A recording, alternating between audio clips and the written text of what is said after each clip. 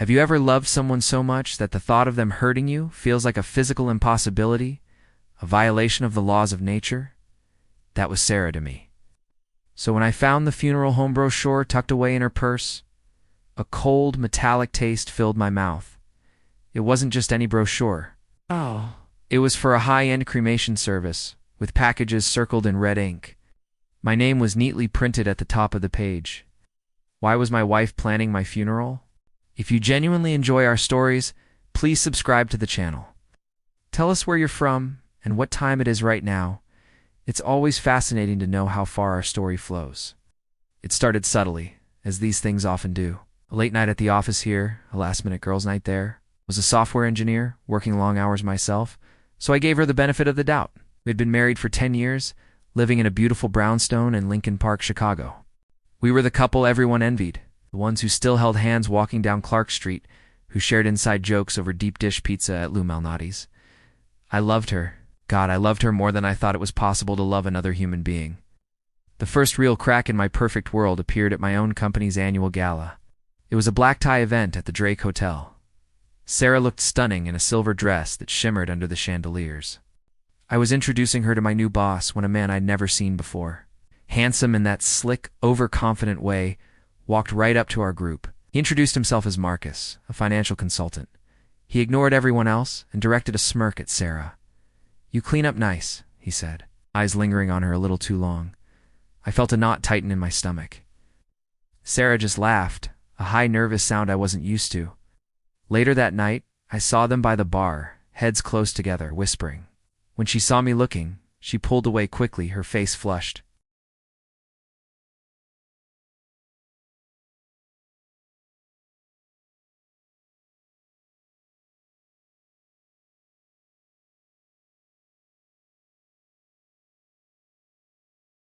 An absolute trusting fool. The humiliation came in waves, each one more suffocating than the last. She'd kiss me goodbye in the morning, her lips cool, her eyes already somewhere else. I felt like a prop in my own life, the dependable, boring husband she came home to after her real life was over. The discovery wasn't a single aha moment.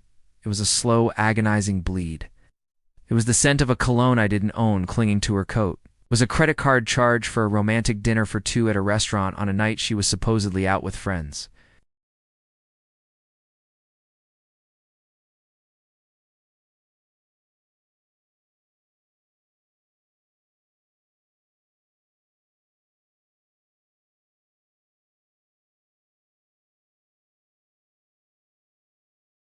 And there they were, walking along the shoreline, holding hands. It was him, Marcus. He leaned in and kissed her, a long, passionate kiss, right there in the open. And she kissed him back, wrapping her arms around his neck. They looked so happy, so untouchable. The world tilted on its axis. I pulled over, my hand shaking so badly I could barely grip the steering wheel. I just sat there, watching the man I'd never met kiss my wife, in my city, as if they owned it. That's when I broke. I didn't get angry. I didn't cry. Something inside me just shattered. The love, the trust, the future I'd imagined, it all turned to dust. A cold, quiet resolve settled in its place. I thought they were untouchable. I was about to teach them otherwise. For the next 2 months, I became a ghost in my own home. I played the part of the oblivious, loving husband, while every waking moment was consumed with my plan. I installed spyware on her laptop and phone. I hired a private investigator who documented everything: their hotel stays, their secret dinners, their weekend trips,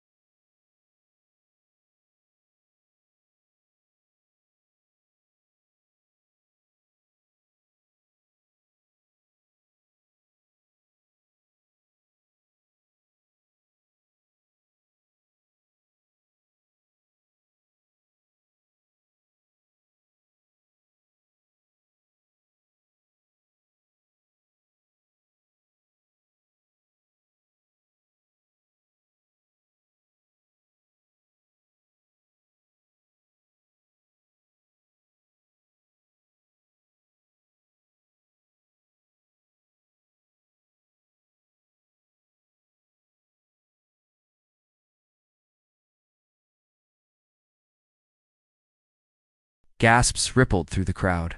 Sarah's face went white as a sheet. The photos kept coming. Them holding hands at the beach, them checking into a hotel, her signing the register. Then the text messages appeared on screen, huge for everyone to read. Their nicknames for me, their plans, their cruel jokes. The room was dead silent, except for the frantic clicking of the photo slideshow.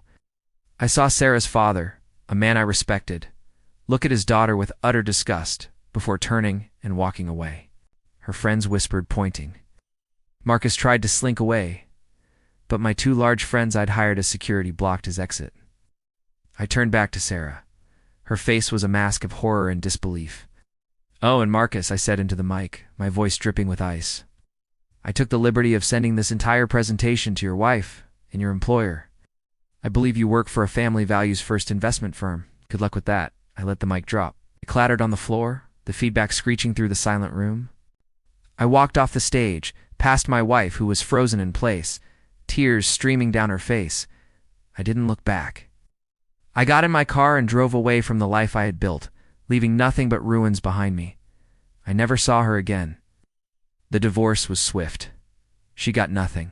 Her family disowned her. Her friends abandoned her. Last I heard, she was working a dead-end job in a suburb far from the city lights she loved so much. Sometimes when the Chicago wind howls outside my window, I wonder if she ever thinks about that night. She took my love and tried to turn it into a tombstone. So I took her life and turned it into an empty room. The end.